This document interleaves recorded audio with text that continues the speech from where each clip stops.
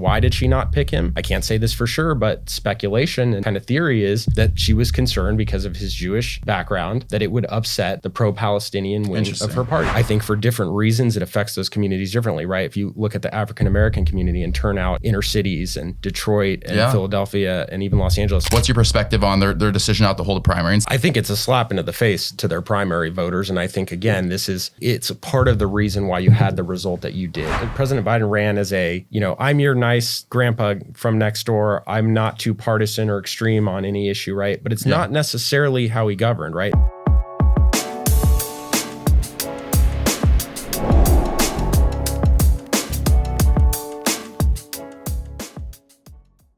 Episode 96. Here we go. Stay Classy podcast. We got Tim Lineberger in the house. Thanks for coming on, Tim. How you doing? I'm doing great. Thanks for having me. Awesome, man. Looking forward to it. Tim is the Vice President of Strategy and Public Relations at Venture Strategic, a comm firm based in Orange County, California. And you're appointed by President-elect now and former President Donald Trump to serve as Special Assistant to Acosta at the U.S. Department of Labor during the first Trump term. Is that correct? That's correct. And then you're also appointed, though, by President Biden to serve as California's board member for the Selective Service System. And you currently live in Laguna Beach. Is that right? But you still work with Venture, even though you're kind of more focused on the family now, which we'll get into in a bit. But also, I wanted to mention that Tim and I actually worked together in some capacity going back to my years as a reporter for the Coast News in Encinitas, where I was reporting on the election in 2022 between Lisa Bartlett and, it was the primary between Lisa Bartlett and Brian Marriott, vying to take the opportunity to run against Congressman Mike Levin. And so we worked together quite a bit on that campaign in the course of, me interviewing you, me getting statements from you. And so that's kind of how I got acquainted with Tim. And though we might not see eye to eye on every issue, I have a lot of respect for you, a lot of respect for what you do, and a lot of respect for who you are as a person. So that being said, I wanted to, no problem, but I wanted to lead off just by acknowledging the elephant in the room. So as far as, get it what I said, the elephant, not the donkey. But as far as let me put it this way. On January 7th, 2021, in my mind, as a reporter, not even as like my own opinion, as a reporter, I thought, man, the MAGA movement is finished. Like, it just looked like it was over. He had lost the election to Biden by like 7 million votes. It was pretty decisive in my opinion. He had, his supporters that attempted an insurrection at the Capitol. People had died. There were riots in the streets. I mean, it was almost like 1970s-esque, like the feeling of discontent in the country between COVID and the George Floyd protests, January 6 riots. It was not looking good for the Trump movement at that time. It wasn't looking good for the Republican Party. There was kind of a perception that I got at the time from interviewing people, especially those on the left, who said that, 2024 would see sort of the end of Trump's version of America, the Republican version of America, which is kind of the perception of this.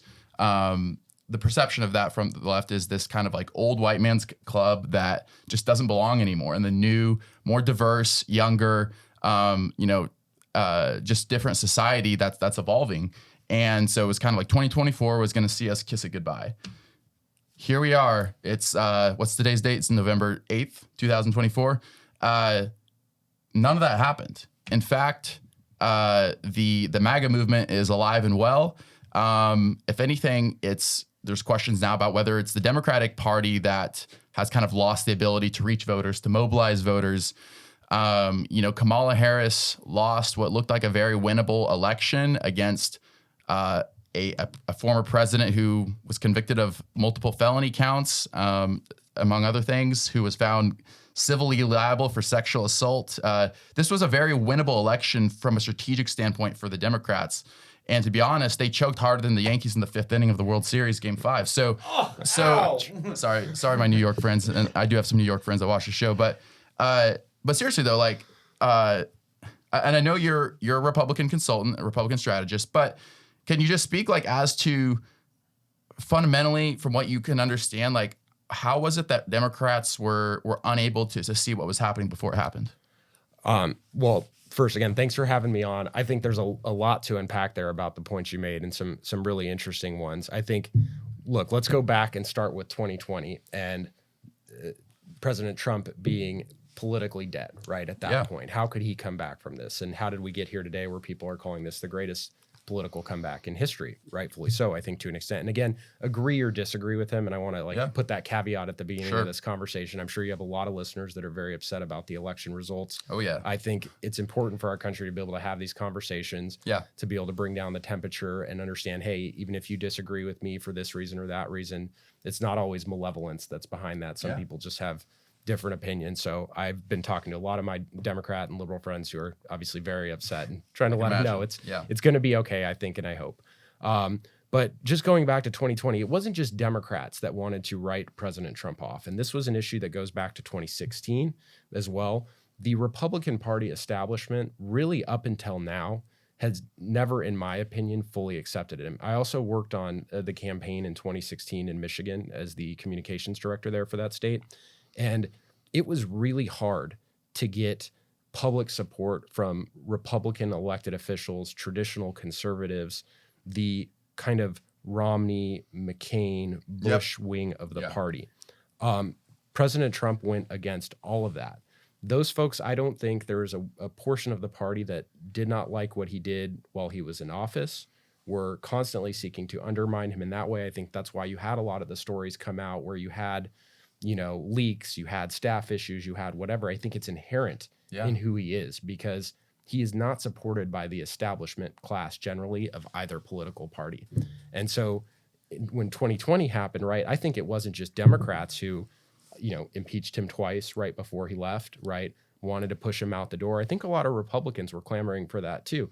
Even when you saw leading up to the primary where you had DeSantis, you had Nikki Haley, you had all these folks, they were telling us it's time to move on. I can't tell you, I had calls to me that said, hey, we need you to sign on to a list of former Trump appointees that endorsed DeSantis now. Hey, we need you to do this, right? There was a concerted effort to move the party on by the more establishment side of it.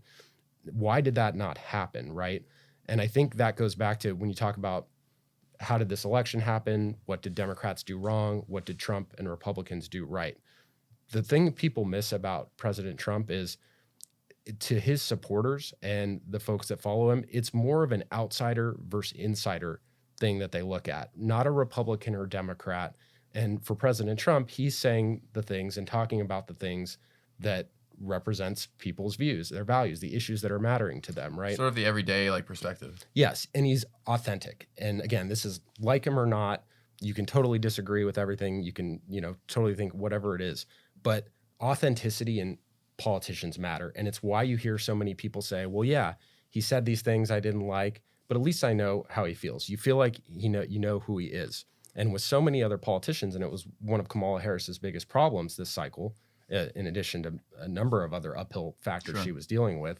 But it was hard for her to pull off, to demonstrate authenticity. You saw it even the day before the election.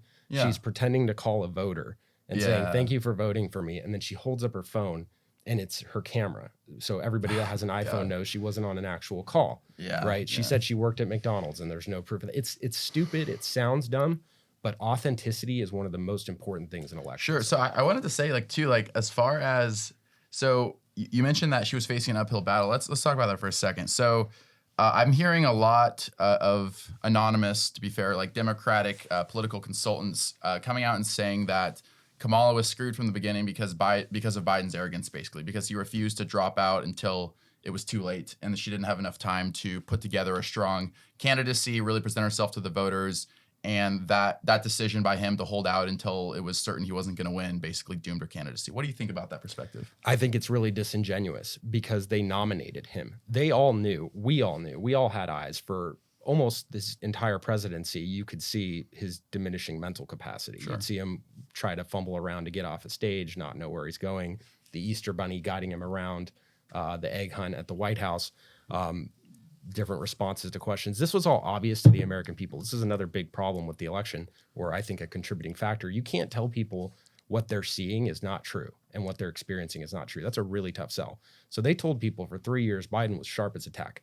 They did that. They could have ran somebody else in the primary. Kamala Harris could have ran, I want to talk about that in a second too. So it's disingenuous to say, oh, he should have stepped out earlier. Well, you should have been honest with the American people earlier and actually had an open primary for your voters. Well, yeah, let's talk about this. Sorry, but it's the primary issue I think is huge, right?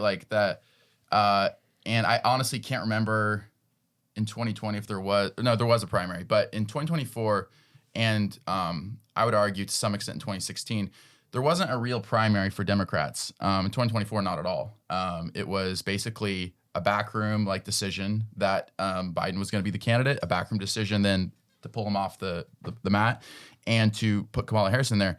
And whether you are happy with the election results of 2024 or not, that was just objectively, in my opinion, a terrible. And I called it at the time because I remember I was talking to my brother I told you about, who's an associate professor, and he was saying, yeah, like they screwed the pooch by not having a primary. And like, I completely agreed. Like, it's just like when you don't give, because what you lose, I feel like when you don't have a primary is you lose the opportunity to see like, who is your base and your voters, who will they be mobilized by? Who will they be excited by? Who will they be engaged by? And look, I have a lot of, friends who are Democrats, a lot of friends on the left. And I would say like, I think they would acknowledge that to some extent, the left hasn't really been very excited by the presidential candidate for the Democratic side since 2008, when Obama brought this new energy, this youth, this enthusiasm, this life to the Democratic Party that had been missing for so long. And just that single like word, like hope, just that sense of that everything was going to improve in the midst of the Great Recession, in the midst of the wars in Iraq and Afghanistan raging at their height at that point.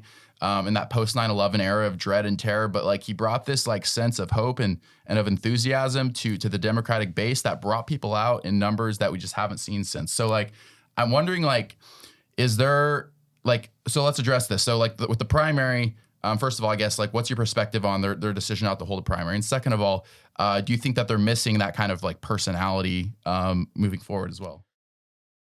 Enjoying this episode? Subscribe for more content on finding your own path to success. Every subscriber makes a huge difference to the pod, and we're grateful for everyone. And don't forget to throw us a classy like and comment too to let YouTube know that you're a fan of our stuff. Now back to your regularly scheduled podcasting.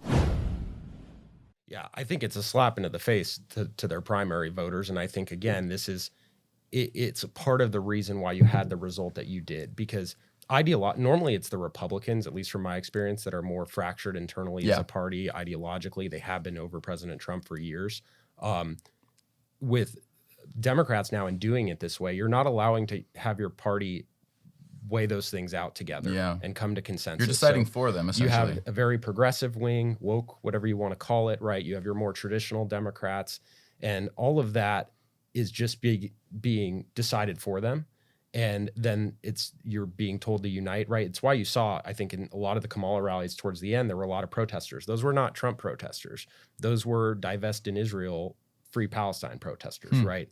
So a lot of Democrat infighting, I think, results from that. It's hard to build that unity and support around a candidate. Yeah. I think, to your point, even today, that Obama left office in 2016, he's still the figurehead of the national party. They're still searching. He's still having to come in and raise her hand at the rallies and stuff. I mean, it's like, sorry, this is a really like childish analogy, but it's like in the WWE when they use like a really famous old wrestler to come out and try to promote one of the newer wrestlers. It's like, man, these people don't like stand for themselves. They don't have that energy by themselves. So they need him to come out and. Now you had one in 2016, which was Bernie. Bernie started to build a really authentic movement, a pretty broad coalition. Sorry about that. One thing that I think is interesting about that, what I saw in Michigan when I was there, is that there was a lot of crossover between Bernie and Trump supporters. Again, they spoke the same language on trade, on certain policies, right? So there's, again, this kind of outsider, non-elitist, non-political class appeal to a broader swath of the working class electorate. That was on the table for them in 2016. And they basically took the superdelegates and shut him out. He was building momentum again in 2020, and the same thing occurred, right? And then you had RFK come on the scene for 2024, who was actually running a pretty good race, right? And they basically made it impossible for him to run. So I think all of that contributes to why you see a result today, because you're not allowing your party to weigh that out. Let me ask this as like a free question to the room. And by the room, I mean to you, Tim, and to you, Rob, as well. Let's say if we could turn back the clocks and the Democrats had decided to run a legitimate primary this time around from the beginning, who do you think would have been the nominee and why? Oh, that's a great speculative question. Also an interesting point. I do think there's a lot of Democrats in leadership that are not disappointed that Kamala Harris didn't win, because she would have held up their entire political futures and ambitions for 8 years and probably taken them off the table. And when I say that, I mean Governor Gavin Newsom, who is essentially running for president as of today.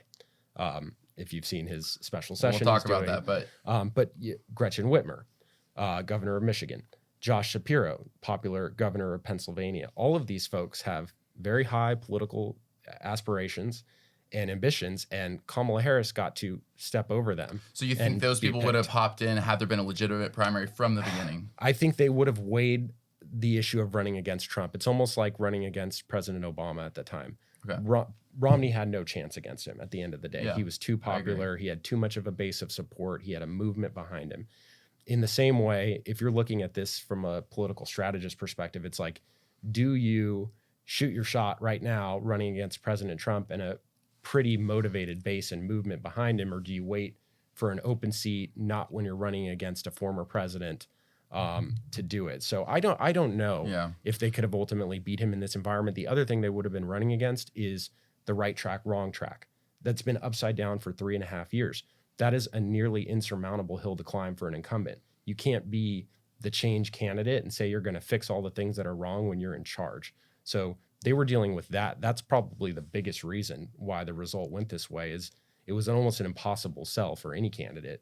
Interesting. Rob, do you have any perspective on this? So the thing that I want to say is that, like, after Obama had gotten elected, the media was like, man, like, this is the end of an era. We're moving away from, like you were saying in your intro, these kind of old white men. Yeah. And after that, we're going to have a much younger, more energized base. And, you know, the older politicians are aging out. And we've got all these new people coming in, like Tim was just talking about.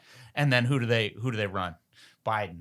And then who do they run? and Clinton before that, by the way. And then who do they run? And then who do they run a second time? Great point. Biden again, you know, and it's the guy literally had to have a meltdown on stage and, you know, forget which way it was to the old folks home or whatever, for them to say, oh, well, maybe we should run somebody younger. Who do we have, you know, that we can throw up there? But at that point, it was too late, right? And that's what I'm wondering. And like, here's my take, and I want to hear what your opinion about this from a strategic standpoint is, Tim. So I think that 2020 was misperceived by Democrats as, oh, like the country is getting behind Biden. That was not what it was in my opinion. I think it was a rejection of COVID. Trump, and people dissatisfied with COVID, and people were pissed off about so many of the things that were going wrong in the country at the time. Like, people were dying of this disease. People were losing their jobs. Everybody was having a shitty day. Like, let's face it, like we were all like struggling. Like, but they saw that as, so that should have been 2020's victory. Should have been like, from a Democrat strategic standpoint, should have been like, okay, now we have 4 years to figure out who's going to beat Trump in 2024. But that's not how they perceived it.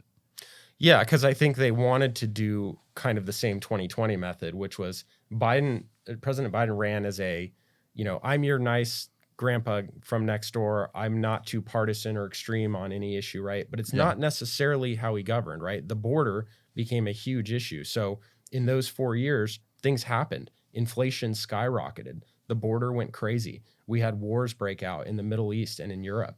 All these things happened under Biden's watch. You could say, I've heard people argue that's somehow Trump's fault, whatever, blame whoever you want. The fact is, it was happening under his watch, right? And so when voters look at that, in their heads, they're like, yeah, in 2020, I thought the Trump administration was chaotic. We left with the January 6th stuff. We left with COVID. We left with this. Now I've had 4 years of this. So you have a direct comparison that voters are able to make. People forget, like... But it's perception, though, too, guys. It's perception. Like, there wasn't anything that Biden could have done to stop Russia from invading Ukraine.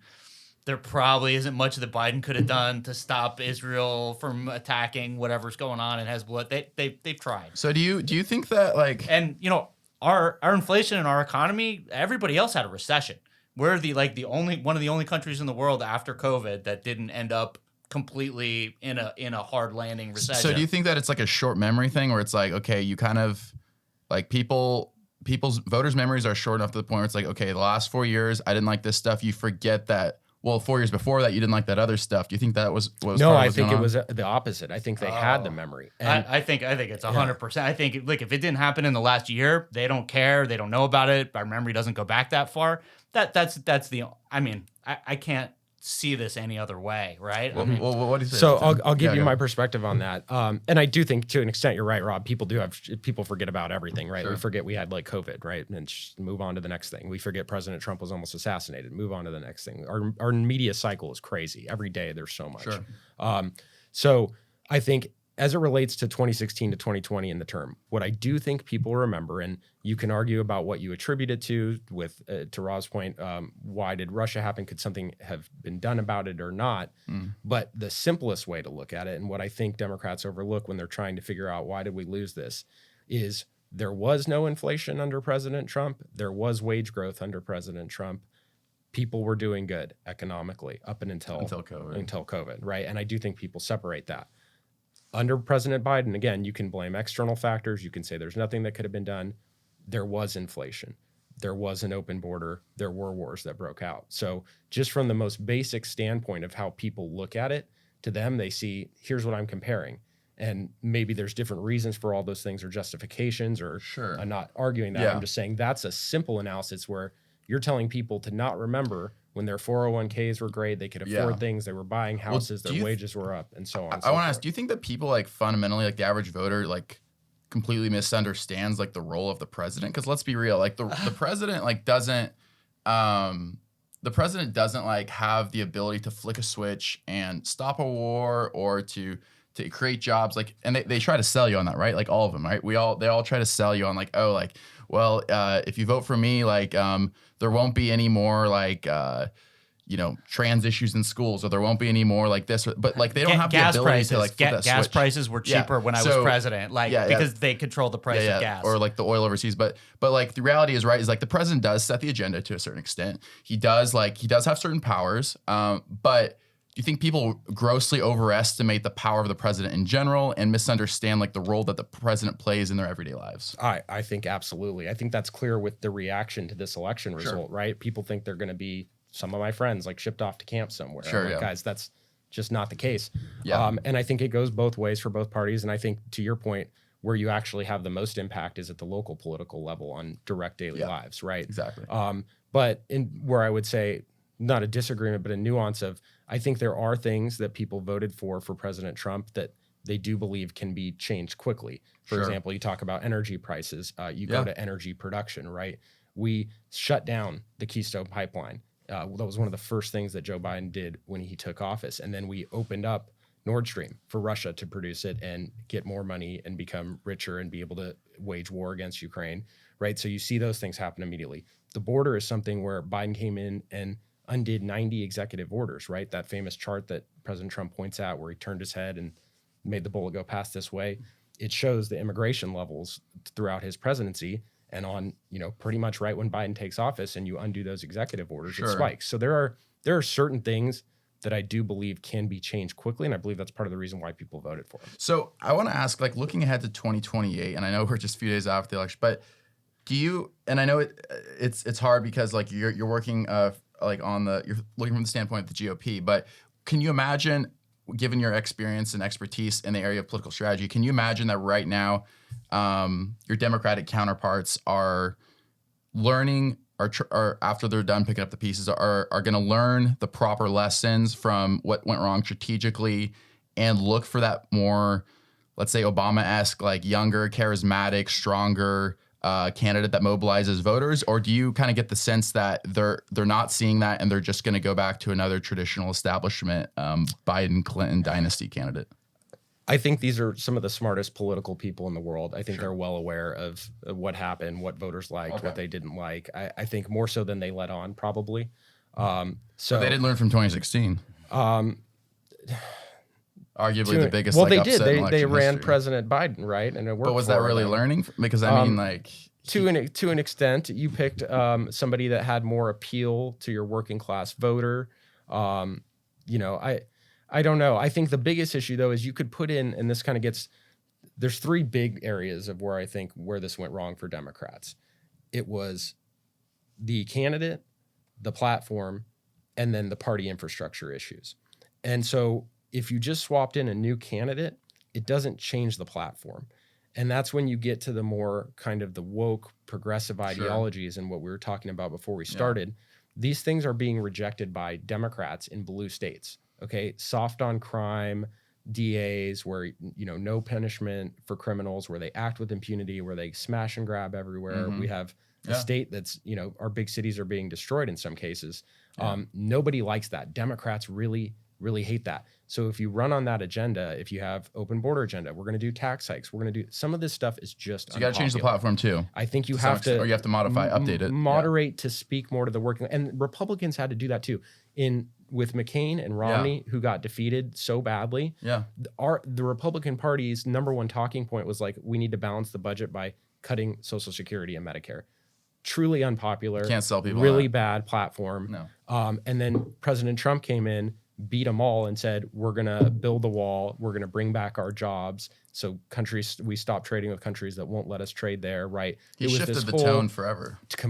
Well, I don't know about forever either. I'm not so sure because they've continued to try to push him out. We'll get into that, whether it's like, because I think say maybe later there's a conversation we had about like sort of arguably the death of the old Republican establishment. But I do want to ask you this. So as far as the point you're making before about before we were talking about McCain, Romney, and all that. What were you were talking about? The first point. Oh yeah, the woke ideology and all that stuff. Yeah. So I want to ask you. I feel like I was talking to a buddy the other day. Like I feel like the Democrats think that America can be sold in this idea that we can turn the country basically into like a liberal arts college campus. Yeah, Berkeley. And I feel like the country is like rejecting that.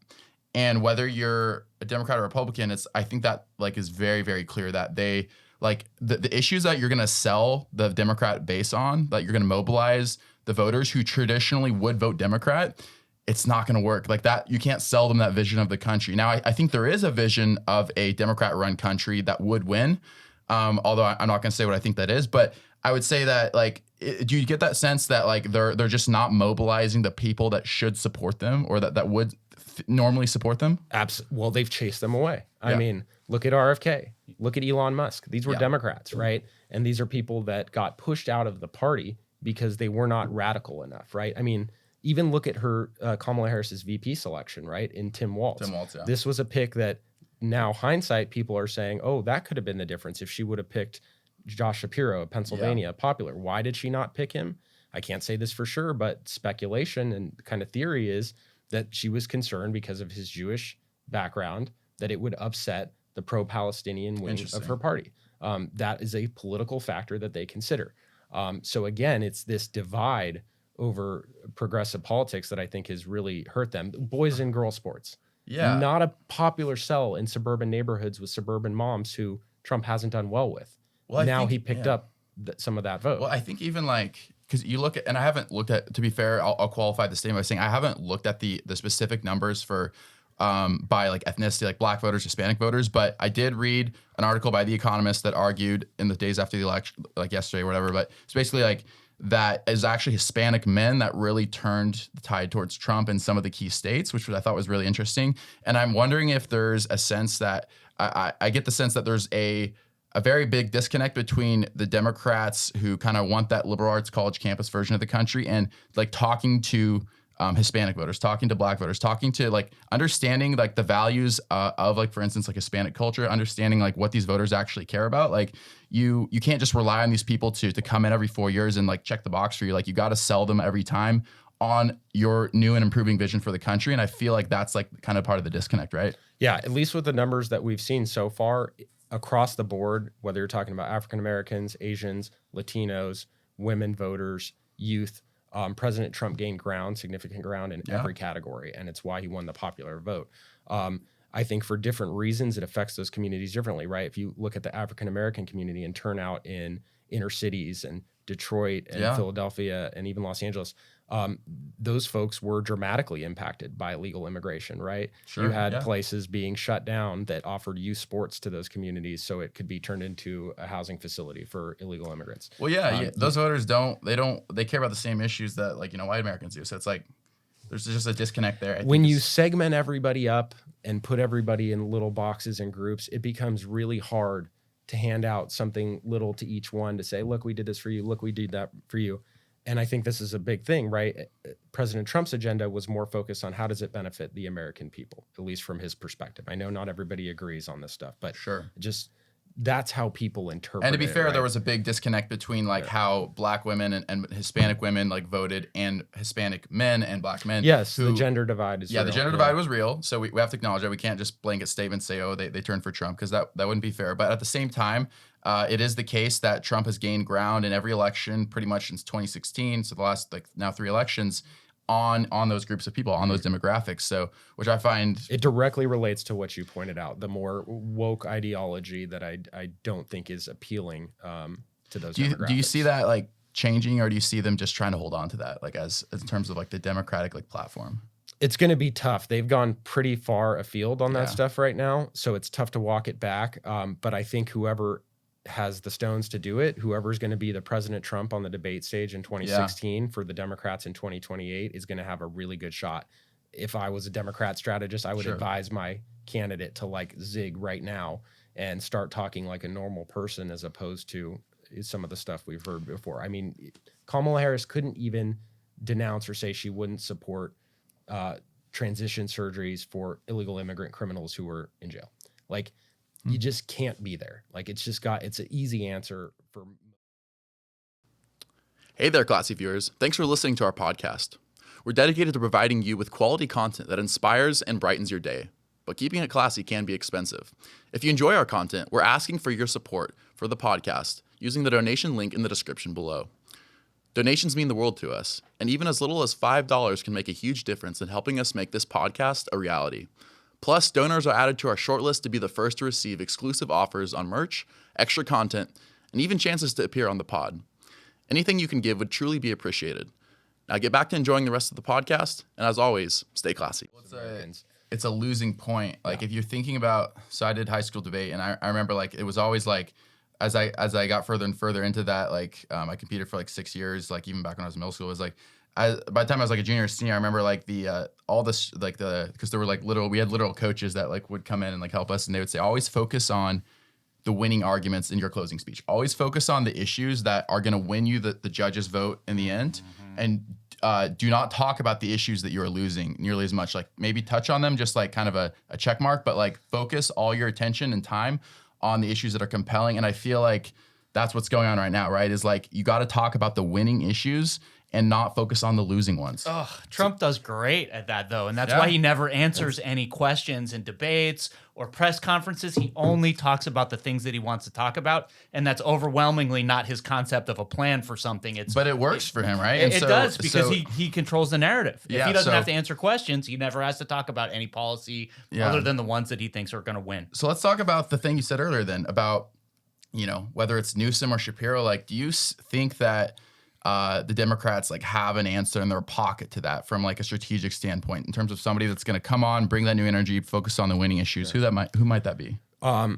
Before I answer that, just real quick, one point to follow up on that. I think something else that's benefits Democrats going into 2028 is Trump being done in politics at that point. Yeah. You talk about what are we talking about on a debate stage? What issues are we talking about?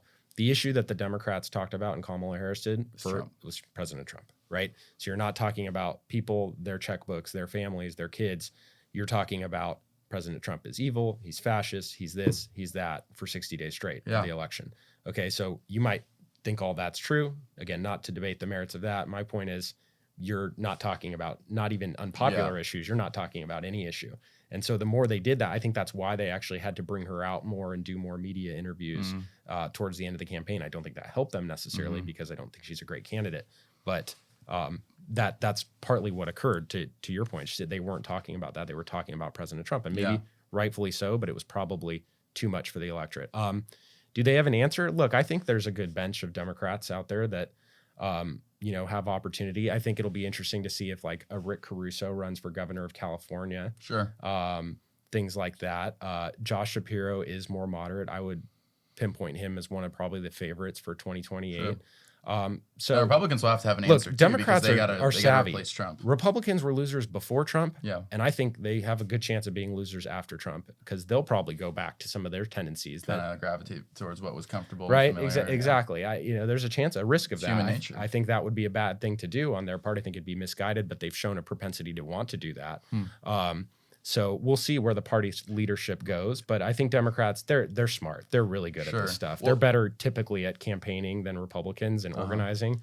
This was the first election cycle I think I've ever seen where the Republican Party actually did a really good job at their job, which is registering voters and turning out voters. So let's talk about that then. So in terms of, do you think, and I know it's so early to project, but do you think that from a strategy standpoint, Republicans right now are kind of meeting in the back room saying, okay, like, good job, guys, high five, but like, how do we run this back in 28? Who do we go with? I think they're focused on governing. I think especially because it's President Trump's second term, right? He's termed out. I think in Republican circles, everybody looks now at J.D. Vance as a presumptive 2028 nominee. I think Ron DeSantis' time may have passed. He may have gotten bad political advice to go against President. There's all these people getting political advice, right? They're all thinking Trump is dead in the water, to your first question, right? And so they're getting this political advice that says, go do it. Now's your time. Yeah. And, it hurt him to like he's popular now again, but there'll be Trump people, which represents a wide ring of the party that'll be like, no to this guy because of what he pulled in that primary. Sure. I think Vance then becomes the presumptive 2028 nominee today. Obviously, many things could change, but he's young. He comes from a Rust Belt state. He's a pretty normal, appealing guy, despite all the, at least again, in my opinion, I think he's somebody that can talk to voters in a way that a lot of politicians can't. Okay. Comes from, a story. But yeah. So as far as just, I guess like, well, I want to talk like just locally for a second. So as far as like nationally, the Republicans won back the Senate. I'm not sure if the House I think the House is still up for grabs, right? Like temporarily. I think technically, I've heard some people say that it's going to go. Okay. So as far as like beyond Trump, do you think that what we saw like locally, regionally, statewide, nationally, this resurgence for the Republican Party, do you think that was solely tied to the Trump cult of personality and the MAGA movement? Or do you think that there's more to it why regional, state, national elections went overwhelmingly Republican? Yeah, I think President Trump has huge coattails. We saw that in 2016 as well. That's, again, counter to most Republican establishment belief. Sure. Again, going back to my Michigan time, we had the state party essentially trying to run away from President Trump when they were out doing their campaign activities and not mention him. And in both cases, he ended up lifting up a lot of folks behind him. So I do think that's an element of it. And then separately, I really think it comes down to issue-based more than anything. All the platform stuff we were talking about. Yeah. Right. And right track, wrong track. Again, even let's just not attribute or whatever bad or good to that or why the country was going in a direction or not. People felt it was going the wrong direction for 3.5 years. Sure. And so that is nearly impossible to climb out of just generally. So I guess like, do you think that, because as we said, Trump is termed out. So do you think that the platform stuff like that kind of propelled local, state, national Republicans across the board to victory? You think that still holds true like going forward, or do you think that kind of dies with Trump leaving office? It very well could, and I'd be worried if it did. I think J.D. Vance to that point is probably also the most ideologically aligned of the potential VP picks he was looking at with President Trump. Okay. He has more of that kind of working class, America first style message and beliefs in terms of especially trade. Trade is such a big issue in other parts of the country that we don't think about in California. Yeah, it is. And so that part of it, I think if Republicans are smart, they're hearing that loud and clear. They're continuing to push their message to more of the working class message. Trump said, I won't touch Social Security. I won't touch Medicare. He's for child tax credits, for IVF, all these things that Republicans never touched, right, and talked about. If they're smart, they stay there. I'm not so convinced they will.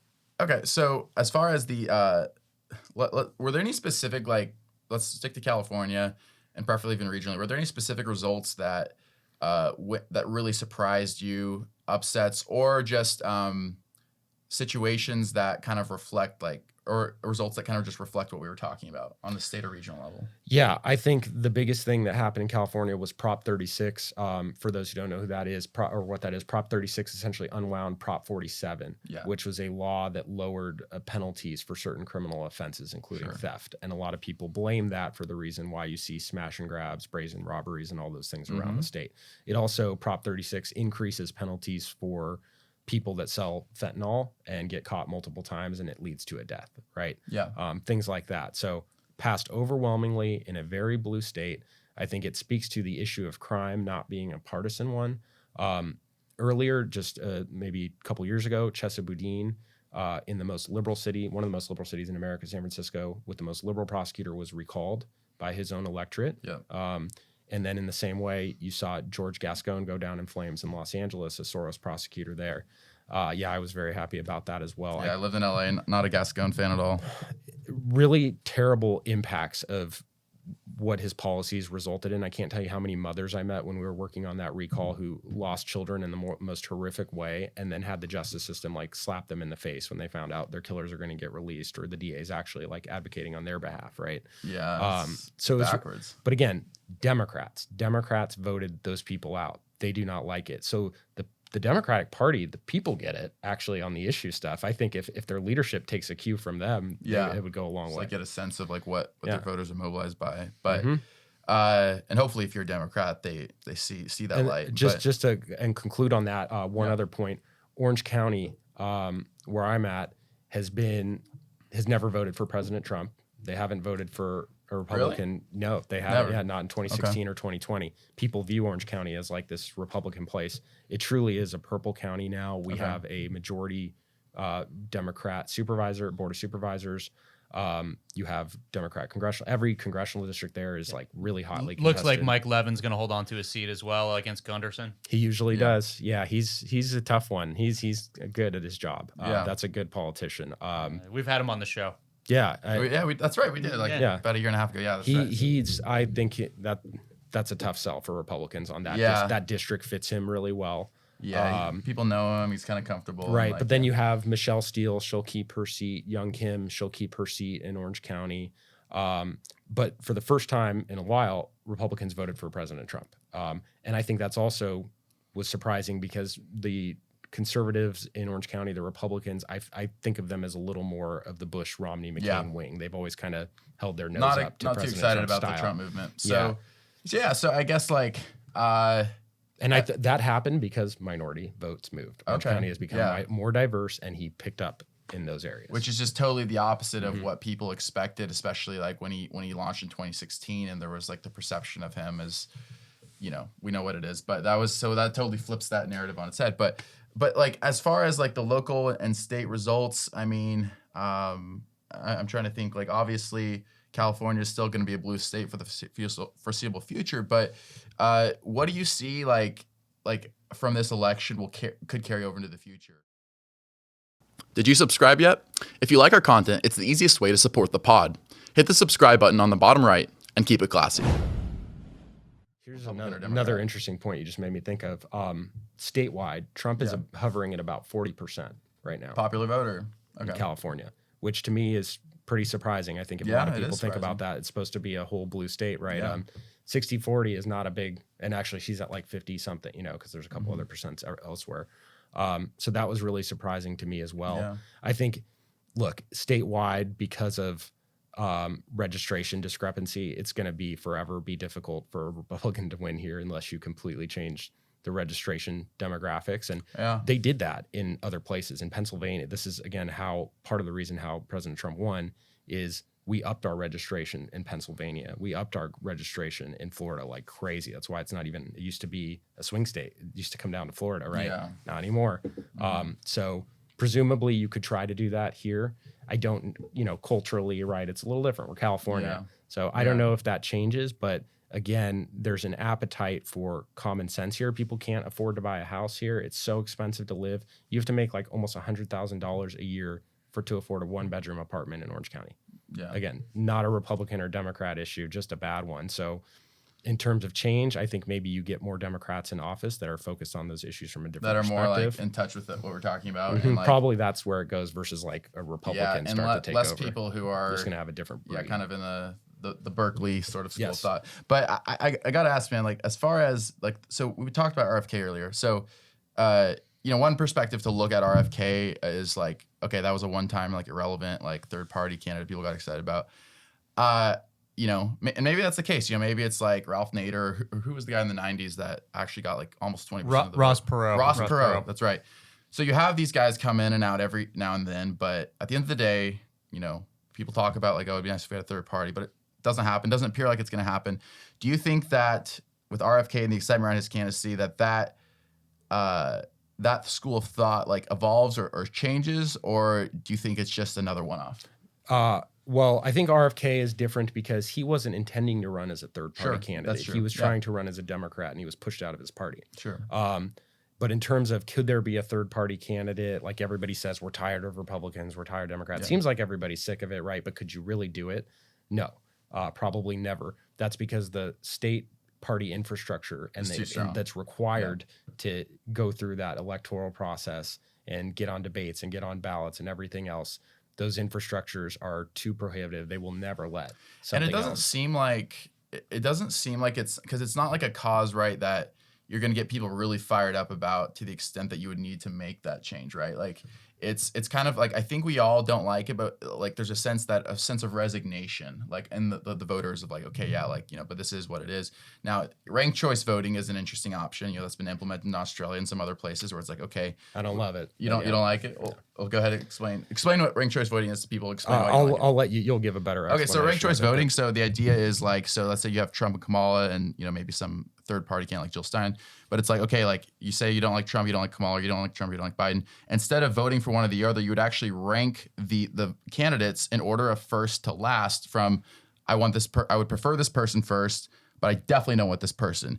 And theoretically that breaks the dichotomy of voting on the basis of who you don't like, right? Because then instead of it being like, well, I would like the third party candidate, but I'm not going to vote for them because they're not going to win, which would waste my vote. Then you would actually say, I'm going to rank them first. I would rank, let's say if you're a Democrat who doesn't like either candidate, you would rank, let's say Kamala second, and then you'd rank Trump third, right? Mm-hmm. So that's just like the simple analogy. Now, so theoretically, that breaks the two-party system apart because then you no longer have like people voting on the basis of who they hate. You have people voting on the basis of who they actually want to win. Yeah. Tim takes exception to or objects to that viewpoint. So go ahead and explain. I just think it waters down your vote and democracy in general, right? By creating that system. And I think we have it in a few primaries in states. I think a few, like maybe Nebraska or something. Some random ones. But it's in Australia and a couple other countries. And I don't think they've been necessarily happy with it. I think some of the states are trying to move away from it. But I think it's important to have your individual vote go for the person you're voting for, right? I think it waters down democracy. Sorry, Rob, did you have a comment or? I thought you were. I like the idea of ranked choice voting personally. It's better than the black and white that we have now, And it's like I'm sick of holding my nose and voting for the other candidate, or like you said, like the whole Democratic position for this whole election was just like, well, she's better than Trump. Yeah, and I happen to agree with that, but a lot of people don't, and it just sets us up to like where it feels like there isn't a choice. Well, right? It's sort of, it like does to some extent seem like we're not, it's almost like the lesser really of the best two, we the have. lesser of two evils. And it seems like it's becoming more and more like that, right? It's like always the lesser of two evils. But since 2016, and I think since 2012, really, that's kind of both parties trying to sell like, well, you don't want this person to win, but it's not. Since Obama's candidacy in 2008, which a lot of people were genuinely excited about, especially on the Democratic side, most of the Democratic side, but like you haven't really had a recapturing of that kind of positive energy. The sense I've gotten, yes, there are people who love Trump. Yeah. But at the same time, like it's sort of been like, how terrible how terrible is Clinton? How terrible is Biden? Like, and the Democrats have tried to do it back somewhat less successfully, but it's like you do get a sense that people are holding their nose like Rob's talking about. Now, to your point, the answer may or may not be ranked choice voting, but I do get that sense from talking to the average person. Right. It'd be nice to just be able to talk about policy and not like, well, I got to vote for this person because the other guy could, be a dictator. Yeah. What you both just articulated, I think reflects like your average person. I think that's most people and where they're at with politics. They're so turned off by the nastiness of it, by the, the lesser of two evils choice, right? I do think, I would say, I think at least President Trump's support base, they felt like they were voting for something, right? Rather than just against something. Yeah. But nonetheless, I get that. And, part of the nature of politics and campaigning, just going from a strategist point, one secret that maybe it's not even a secret, it's just basic human nature. Fear motivates. Okay. So when you're running a political campaign, correct. It is the more effective persuasive tactic. That sounds Machiavellian. It sounds, a little crass, but it's human nature. It's human nature, and it is the way it is. There's a reason why both parties go negative. There's a reason why, and some of it, you go low, we go lower. Some of it can have diminishing returns, right? We saw that, I think, to an extent with President Trump and what people called him and how he was framed, and the tendency to talk about that versus the issues, right? So I think it can be problematic, but just as a general standpoint, what strategists look at and how people are, trying to win over votes psychologically, that's why I think you see it. And you know this better than anyone. I mean, this is your profession. Like, you study this, like, you study, like, what motivates people, how, like, when you're working on Lisa's campaign or you're working on whoever's campaign, it's like, how do we motivate people to come out and vote when they might have an opinion, but might not have such a strong opinion as to come out and actually vote, actually check the ballot box. This is starting to sound like the conversation about, Meta and TikTok and all that, about we have this army of psychologists to figure out how to keep you on the app, how to basically scary, basically take advantage of the way your brain works to force you to do this thing that you don't really want to do, that's not really good for you. I will say, because I don't want to come across as cynical or manipulative in that sense, I think there's a degree, I think there's a lot of people, again, on both sides that do it ethically. If you're legitimately concerned about a candidate and their policy and the impact, and you frame it in a way that's based on what they've said or their position. And yes, it's scary and it's framed scary, but you can back it up, right? I think that's fair game. I think, one thing that is trouble, and it's why I have so many friends that are freaking out right now, thinking they're going to, the whole world's going to burn. And I think that's unfortunate. I think people were lied to an extent about President Trump being a fascist, being all these things. They didn't really believe that. Otherwise, Joe Biden's concession speech, Kamala Harris's concession speech, the things you've heard since he's taken office would have talked about, oh gosh, we really messed up, we need to do something, country. Instead, they're like, good luck, blah, blah, blah. I don't think they believe that. Going forward, I think they really stoke the fears unfairly of their supporters. I think that Trump helped that quite a bit. I mean, I don't know, not conceding the election in 2020, that kind of plays a big part in that. I mean, wouldn't you say? No, fair point, Rob. I definitely don't think either side is innocent in any of this. But I do think in terms of we had at least 2016 to 2020 to look to. We can't memory hold that or black it out. None of these things happened when President Trump was president then. So when you tell people he's going to be a dictator, right, I understand the concerns and the criticisms about the election and everything else. Democracy is over. Yeah, there you go. Darkest day since Pearl Harbor. No, I'm just kidding. But no, I mean, yeah, you're right. There's a lot of fear. There's a lot of fear mongering for both sides. And some of it may be somewhat based in reality, some of it not. But I think going forward, I guess, like, let's say, Tim, like, I mean, obviously you are a Republican, but let's say you're addressing the average person on the other side who is terrified about the future of this country. If you could, like, speak to that person directly, like, what would kind of your message be, and what do you think the Republican message should be? Well, I feel like more of a Democrat nowadays than many of my liberal friends in many regards on speech issues. I do. I feel like, just in trying to jail your political opponent, things like that. That used to seem, those were like Democrat, being anti-war, being anti-big pharma, being anti-big business. That was the Democrat Party. I think that's kind of now more where at least Trump's version of conservative base is at. But in terms of speaking to the other side, I think the most important thing for people to try to have a conversation about, I always pose this question to my liberal friends, if you just try to imagine an alternative theory for why what occurred did. Why did Trump win the popular vote? Why did you have this landslide victory? Other than you're racist, you're sexist, you're misogynistic, people hate me, whatever it is, you want to ruin the country. And the same is true, by the way, for Republicans. You cannot do that. You shouldn't do it. Can't demonize the enemy. You have to, especially shouldn't like, even look at them as the enemy, really. And also, like, we get involved in, I liken it to like a football game, right? Yeah. The teams out on the field, you're playing, like, these guys are killing each other. You're running full speed. It's like high speed car crash collisions. then those are the candidates, right? Then the game's over. You're supposed to go shake hands. The fans are the voters. You're cheering, you're talking trash, right? But you're not supposed to have fights and throw beer. That's uncivilized. And the referees. You're not supposed to grab players' gloves when they like reach over the wall to grab a foul ball. That was pretty good. That guy did it good. Yeah. It's impressive. Yeah, And then the referees, I've always thought, should be the media. And I think that's another big issue. The media has almost no credibility with over half the country. And in my opinion, rightfully so. But that's to me the roles that everybody should kind of play in this with that analogy, instead of like the game's over and we have a brawl in the stands and everything else, right? You should be able to go have a beer with the guy in the other jersey. And you should be able to try to see an alternative reason other than pure malice in their heart for why they might have voted. And I asked this when you asked me to come on here, I reached out, I said, hey, why do you guys think Trump won? And I got racism, sexism, over half the country is stupid, over half the country is in a cult, and shut up and get off social media. So that's kind of like, I just think it's narrow-minded. It lacks introspection. I think both sides need to do that. And that's what I would implore everybody to do. Just understand there are alternative reasons for why people disagree with you other than they're the most evil person in the world. Sure. I mean, I think of it this way. It's like, I guess I would try to say that, like, you should believe the best about a person's motives for doing what they do until you have convincing proof to believe otherwise. Mm-hmm. And I think maybe, right, we can look at voters to some extent like that. And yes, some voters vote with very bad intentions, but, you can't, or you should, I think it's a very dangerous road to go down thinking that everyone who voted the other way is an enemy. And I understand some people are very personally and closely affected by some of these issues. Like, it affects family members, it affects like their healthcare, affects their lives, affects their, I know not as much an issue in California because it's a blue state, other states where there's immigration status questions.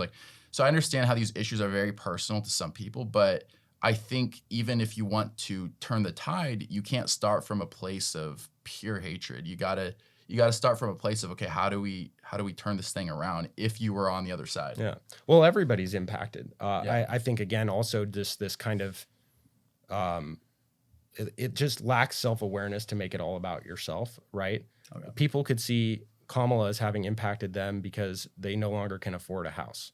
People could see Kamala as having impacted that by them because the illegal immigrant they caught and released at the border killed their daughter, which happened in many cases, right? So you can personalize a lot of this stuff. And I just think you have to be a little bigger than that and see these as, okay, there's different policies, good things and bad things about them that people support for different reasons. Sure. And you can try to understand that, or you can just write it off to malice. I want to end on a bit of a personal note. So you're working for Venture and, you live in California. And do you, like personally, like in the consulting industry and the, political strategy realm, I mean, how do you see like your own career in that field shaping out? Do you kind of see that as like a stepping stone? Do you see it as like that is kind of like what you're passionate about? Like I want to talk to you, like Tim, like we've been kind of talking about the issues, but like for you, Tim, like do you feel passionate about that direction, or do you see it as like a kind of a more of a temporal phase?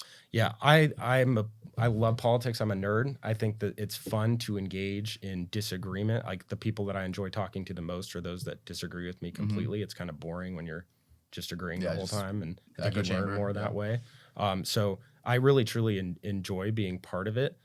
In terms of our business, we've shifted more towards kind of corporate PR work. We do PR work for government agencies, things like that, a little more nonpartisan, and yet all of that, it's still crazy and you get tomatoes thrown at you.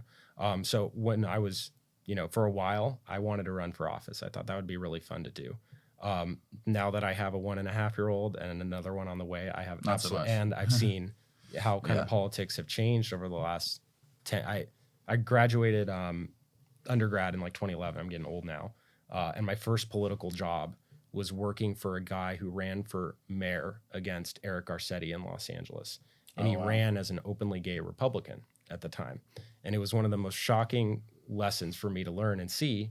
We'd go into these little rooms of Republican Women's Federated old ladies, and he'd tell them about what he wanted to do with cops and sewers and road repair and pensions and whatever else. And somebody would raise their hand, "Oh, I heard you're gay. I heard you support gay marriage."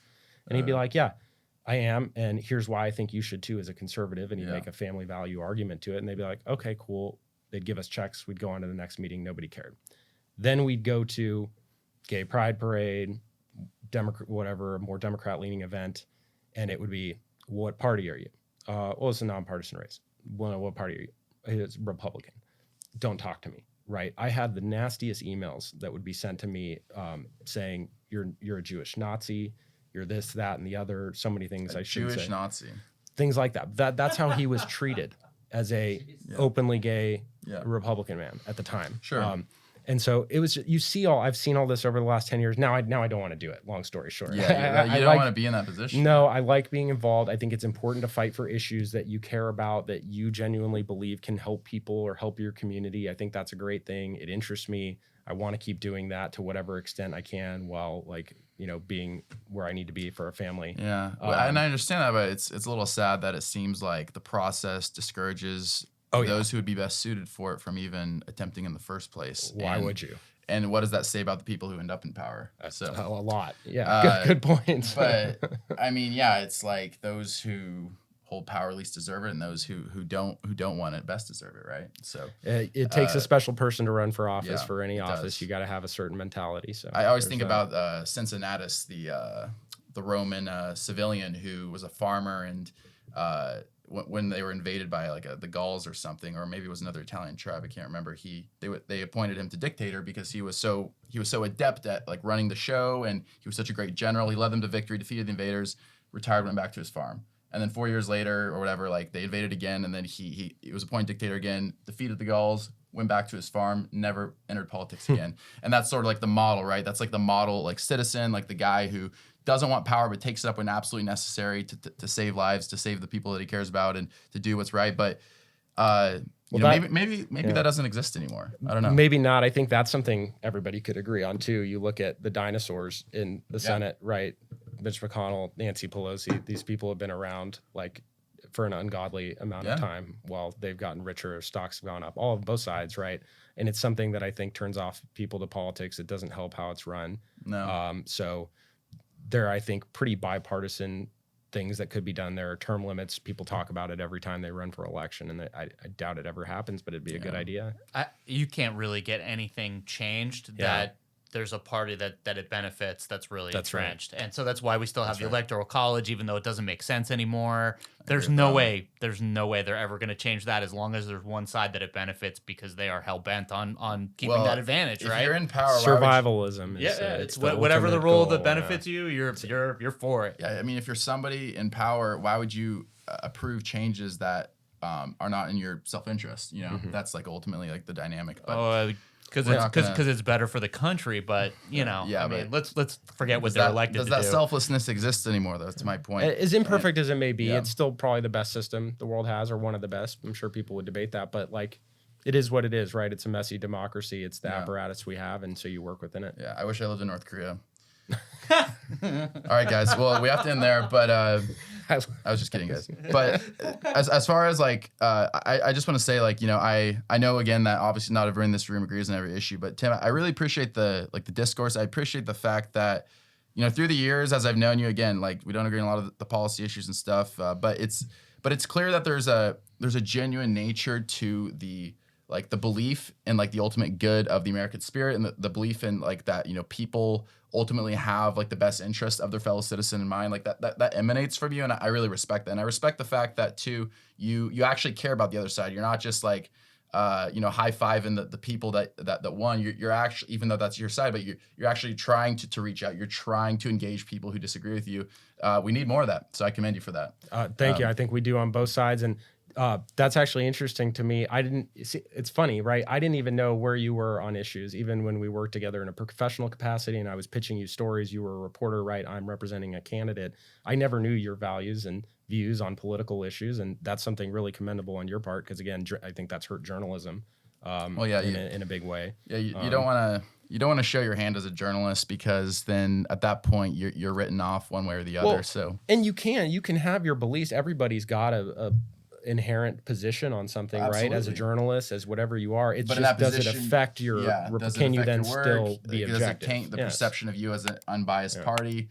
I still have like people in Encinitas, because I reported there for so long, who say, I still haven't figured out like what you think or what your beliefs are. A good thing. And I'm like, that's a good thing. I want to keep it that way. But I think like, I love the mutual respect there. And I love the fact that, you're one of those people, you're a family man, you're focused on what's important in your own life as well, keeping that stuff in perspective and not letting that consume you either. So I really respect that. Yeah, we can't let the political stuff make us go crazy. We all go home to our families. Like everybody goes and hangs out in the same places. Most of us all want really good things for everybody. So yeah.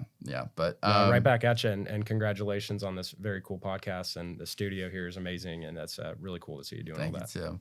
Well, hey, thanks for coming on. We'll have to run it back soon, maybe next election cycle. Sounds great. Thanks for having me. Appreciate it. Appreciate it. That's a wrap, guys. This has been another recorded episode of Stay Classy Podcast with your host, Steve Wire. Thanks so much for tuning in. And as always, you can find all of our content at our website at stayclassypod.com. And thanks to our production sponsor and partner, MaxLux Media. You can find them at maxluxmedia.com.